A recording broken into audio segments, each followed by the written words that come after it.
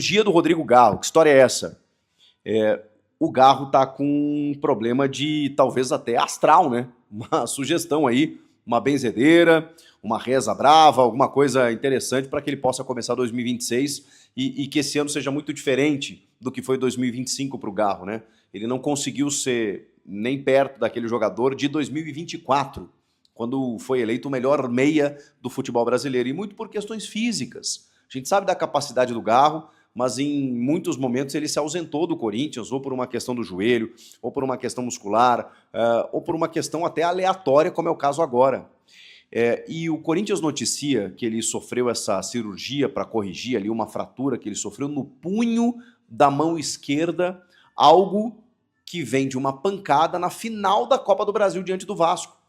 Um jogo em que ele não começa como titular, entra nos minutos finais por conta de problemas físicos e apenas nesses minutos dá tempo dele sofrer uma pancada a ponto dele ter que fazer uma cirurgia começando 2026. Então é mais um ano que ele não começa a pleno, com a sua plenitude física no time do Corinthians, que vai estrear no Campeonato Paulista no domingo diante da Ponte Preta. Ele está fora. A gente não sabe exatamente o tempo de recuperação, porque o Corinthians apenas informou que ele foi submetido a essa cirurgia, retorna às atividades no CT Joaquim Grava na sexta-feira, e às vezes, se for uma cirurgia muito simples, né, com uma proteção, ele consegue até realizar algumas atividades, dificilmente para o jogo, né, na sua estreia, até porque o Garro é um daqueles jogadores que você pode cuidar um pouco mais, não precisa necessariamente jogar na estreia. O Memphis e o Ranieri já estão separados exatamente para fazer um acompanhamento melhor. O Yuri está lá na Itália, não se reapresentou ainda, o José Martínez está na Venezuela, então o grupo já está naturalmente desfalcado. Então o Garro você não precisa levar para o sacrifício no primeiro jogo do Campeonato Paulista. Agora, eu não sei quantos jogos ele vai perder, e na verdade a preocupação nem é essa. A preocupação é porque mais um problema físico, né, aleatório do Rodrigo Garro.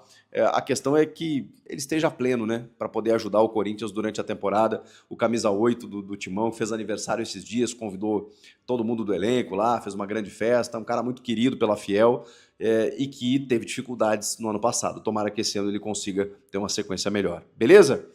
Temos saídas também, né? A gente está falando do Garro aí, ausência e tudo mais, mas por uma questão de desfalque, mas temos saídas. Gente, essa informação ela é muito boa, imagino eu. E ela está linkada com outra, referente à contratação do Gabriel Paulista, que a gente já falou aqui, jogador de Arsenal, Atlético de Madrid, estava no Besiktas, já tem seus 35 anos, tem uma certa preocupação porque ele teve uma lesão no reto femoral no final do ano passado, na verdade final de 2024, ele terminou a temporada super bem no Besiktas, de 17 jogos, 16 como titular, está livre de mercado, né? Está livre né, para ser transferido, porque ele rescindiu o contrato com o clube turco. Começou no Vitória, mas já se declarou corintiano muitas vezes, postou uma foto esses dias no elevador com a camisa do Corinthians. É aquela história, tá querendo e não tá sabendo pedir, né? Tá sabendo pedir sim.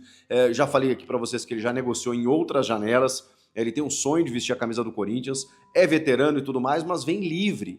E aí o que facilita muito a negociação. Jogador experiente, rodado, né, com muitos anos na Europa, talvez o Corinthians entendeu que ele possa ser um cara experiente, de grupo e tudo mais, possa ajudar nessa temporada, numa temporada difícil, né, em questões financeiras, não está nem com o transfer ban derrubado nesse momento, né, mas já encaminhou o negócio, e a contratação dele tem a ver com a possibilidade muito iminente de você liberar alguns jogadores do elenco. Eu falei aqui para vocês, gente, o Félix Torres, o Kaká, eles vão ser colocados em alguma barca aí, não é possível, né? Porque não dá para você, não precisa. Você já tem ali o Gustavo Henrique, o André Ramalho, que terminaram como titulares, o Choca, que foi titular em vários momentos e corresponde quando é acionado, e o Gabriel Paulista chega ali para disputar, né? Não precisa do Félix Torres e do Kaká, que perderam muito espaço e porque a qualidade deles é realmente inferior. E a informação desta, nem sei que dia hoje, quarta-feira, é que o Félix Torres está encaminhado com o Internacional. Fabinho Soldado não é um executivo, é um prefeito para o Corinthians. Ele foi ao Inter e está, obviamente, tentando trazer jogadores da sua confiança. O curioso é que ele vetou a ida de Pedro Raul. O Pedro Raul estava praticamente acertado com o Inter quando chega o Fabinho Soldado lá, ele Pedro Raul não vem. Ele que barra o negócio, o Pedro Raul está hoje no Corinthians, sendo aproveitado e poderá até ser titular na estreia do time no Campeonato Paulista. Por outro lado, o Fabinho indica Félix Torres, que não teria mais espaço no Corinthians, que é o pivô, né, do Transferban, mas não é por conta disso. A questão é que ele se inviabilizou com atuações muito ruins, tanto na zaga quanto na lateral direita. Acho até que como lateral, vou falar baixinho aqui, fez alguns bons jogos. Pela seleção equatoriana, quando enfrentou o Brasil, foi muito bem também, jogando como um zagueiro pelo lado direito. Ele cumpre, mas assim, é um cara que... Não dá pra você ter no elenco um cara que cumpre, né? Um cara que é, sei lá, lateral e não compromete. E muitas vezes ele até comprometia. O fato ele está indo por empréstimo de 1 ano. Claro que faltam minutas ali, apenas definições para que ele seja confirmado, mas a tendência é que o Fabinho Soldado, não, o Félix Torres, através do Fabinho Soldado, seja jogador do Inter em 2026. Você gostou dessa informação, torcedor do Corinthians? Eu tenho certeza que sim, porque aqui ele não ajudaria mais nada. Além dele, e aí eu já falei do Gabriel Paulista, né, que está encaminhado, só tem uma questão aí com a questão clínica dele para saber se está tudo certo, para que ele realize exames e seja confirmado como jogador do Corinthians, quando o transferban cair. Eu já vou falar sobre ele. O Félix Torres indo para o Inter, e a outra despedida mais ou menos a gente já sabia, né, é a do Fagner. O Fagner rescindiu oficialmente com o Corinthians e acertou o seu vínculo definitivo com o Cruzeiro, onde ele estava por empréstimo, inclusive, na temporada 2025. O Corinthians fez um post, nada mais do que um post com um carrossel de fotos, para se despedir de um dos jogadores que mais vestiram a camisa do clube. Está no top 10, inclusive. São mais de 500 jogos, 576, se eu não me engano. Quase 600 jogos do Fagner em 2 passagens, né? Ele começa como filho do Terrão, vai para a Europa, Vasco, roda, volta para o Corinthians e aí sim emenda 10, 11 temporadas, ganha 5 títulos, entre eles 2 brasileiros, 3 paulistas. Um cara que foi importante em alguns momentos, jogou muita bola em outros momentos, chegou até uma Copa do Mundo, mas foi muito criticado também por outros.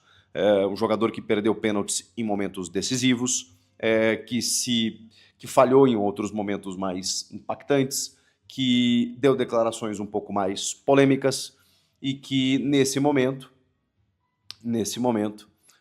inclusive também se despediu na sua rede social com muito carinho pela Fiel, pelo clube e tudo mais, mas colocou lá uma frasezinha que, né, deixou uma brecha para uma certa polêmica, quando ele diz que não imaginou que fosse encerrar o seu ciclo com o Corinthians, mas algumas pessoas quiseram que isso acontecesse. Então ele fala claramente que a sua saída do clube foi contra a sua vontade. E a gente falou aqui, naquele momento em que o Fagner sai, é liberado para ir para o Cruzeiro, e agora também não tinha nenhum interesse de ser aproveitado, por isso que facilitou tudo a situação dele rescindir, o Corinthians devia uma grana para ele vai para o Cruzeiro, porque há um entendimento de que o Fagner não agregava no ambiente, e isso é informação. Ele pode contestar, outras pessoas podem contestar, a informação que eu tenho é que, e vou dizer um negócio, é até meio natural, não que seja correto. Eu falo que é natural porque a gente está falando de um cara de muito tempo de casa e é meio comum você se irritar com algumas coisas, você ter uma paciência menor, você muitas vezes colocar para jogadores próximos, colegas de trabalho, do tipo, pô, isso aqui não tá legal, e isso acaba minando o ambiente. O Corinthians entendeu que esse tipo de comportamento não era salutar. Ele sempre foi um líder, mas muitas vezes houve o entendimento, eu não estou dizendo que isso foi um fato, estou falando da leitura das pessoas que lá estavam, de que ele não foi um líder positivo. E por isso houve um encaminhamento para que ele saísse do Corinthians naquele momento. Neste momento em que o Corinthians caminha com formação, inclusive, de novas lideranças, de jogadores que fizeram e estão fazendo história também, estão construindo uma nova identidade, a gente está falando de jogadores recentes, mas que já entraram para a história do clube com o título da Copa do Brasil, com o Paulista, com lideranças recentes, caso do Hugo Souza, do próprio Memphis, do Ranielli, do Rodrigo Garro, que é um líder mais silencioso, mas também exerce uma liderança pelo seu poder técnico. São jogadores que não chegaram há muito tempo. O Romero era o cara mais antigo e o Romero também já saiu. Então houve uma renovação muito grande e não tinha mais espaço para o Fagner, né? O fato é que ficou uma mágoa do Fagner com, não digo com o clube, mas com as pessoas que lá estavam naquele momento. Você concorda com essa saída do Fagner? Agora vamos falar de... antes do transfer ban. Houve uma tentativa realmente, uma tentativa que na verdade não é que ela houve, talvez ela até haja nesse momento, né, no gerúndio esteja acontecendo, com o volante ou meio-campista Alisson do São Paulo. Por enquanto está no campo da sondagem, da consulta, da tentativa de um jogador muito querido pelo técnico Dorival Júnior, que foi técnico do Alisson no São Paulo. Ambos foram campeões de Copa do Brasil, inclusive. O Dorival é responsável, na minha opinião, por reinventar a carreira do Alisson, que sempre foi um meia atacante ou um jogador de lado de campo com funções táticas até defensivas. No Grêmio jogava assim, no comando do Renato Gaúcho, né, como um cara mais ou menos como o Ramiro também foi no time do Grêmio, não no Corinthians, mas um cara aberto pelo lado direito, voltando para marcar. No São Paulo, o Dorival transforma o Alisson como um segundo volante e ele se reinventa na posição. Estava muito bem, chegou a ser cotado para a seleção brasileira e foi fundamental naquele título do São Paulo. Hoje ele está um pouco em baixa, é verdade, como todo São Paulo, né? São Paulo não, assim, não fornece nenhum tipo de confiança quando a gente vai olhar um jogador para contratar, muito por conta do momento do time e do clube. Mas o Alisson, como eu disse, é um cara super profissional, conheço assim a história dele, acompanhei ele muito no Grêmio do São Paulo, tive contato com ele, um cara formidável, assim, de uma retidão, é um cara muito trabalhador e que teve um grande momento, Já tem os seus 32 anos, mas vamos lá, né? 32 anos, o cara tem lenha para queimar. Houve um interesse através do Marcelo Paz, mas o São Paulo inicialmente não se interessou, evidentemente, em negociar o Alisson. Chegaram a conversar sobre alguns atletas. O Corinthians inicialmente aceitaria uma troca de jogadores com atletas que não estavam nos planos. O Félix Torres agora está indo para o Inter, mas assim, Kaká, o lateral esquerdo Hugo, jogadores que evidentemente o São Paulo não se interessaria. Se fosse... Eu vi que houve uma especulação no Ranieri. Os caras só querem o Ranieri, né? O Flamengo é o Breno Bidon. Não, o Ranieri eu aceito. Que isso, pô. Que isso, pô. Não, peraí.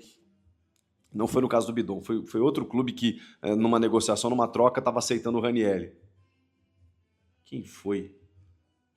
Agora eu não vou lembrar. Mas o Ranieri é titular, cara. O Ranieri é titular. No Savarino. O Savarino, o Gustavo Henrique e o Ranieri. Pelo amor de Deus. Senta lá, filho. Vai esperar. Então, assim, claro que o Corinthians não vai liberar o Ranieri para trazer o Alisson. Mas se daqui a pouco o São Paulo se interessar por algum outro jogador que não seja lá um protagonista do time, que seja uma função mais específica que o São Paulo precise, possa ter negócio. Não está descartado não, tá? O Alisson gosta muito do Dorival, o Dorival gosta dele. Vamos ver o que acontece nos próximos dias. E a questão do transfer ban tem uma questão muito importante, porque o Corinthians já derrubou o transfer ban, derrubou não, né? Encaminhou o da CBF, da Câmara Nacional de Resoluções de Disputas, porque pagou antecipado o parcelamento que venceria dia 17 de janeiro, e agora é uma questão de tempo para que a CBF libere o Corinthians para contratar. Falta da FIFA com o Santos Laguna pelo Félix Torres. E a informação é de que o Corinthians conseguiu um abatimento dos juros, uma redução de 40 e poucos milhões de reais para 33 milhões de reais. O Corinthians conseguiu também, no pagamento com o Matias Rojas, uma economia de 8 milhões de reais. Da mesma maneira agora, consegue mais uma economia negociando. Claro, quando você tem o dinheiro à vista é muito mais fácil, né? Você chega lá para comprar um carro, o valor à vista é outro, né? Em relação ao parcelado, normalmente. Então, quando você tem o dinheiro em caixa, irmão, você aceita aqui, pá, no cash, tá, faço o Pix agora. Opa, né? Tudo bem, bora. É assim que funciona. Então o Corinthians, com esse poder de barganha, de ter o dinheiro, ficou mais fácil de negociar e a tendência é que nos próximos dias aí o Corinthians pague à vista e resolva essa pendência do transfer ban. E aí possa contratar. Vai registrar o Gabriel Paulista e vai atrás de outros nomes, evidentemente, para outras funções. O ataque foi muito prejudicado, né? Voltou o Pedro Raul, beleza, mas ele não é nenhuma unanimidade.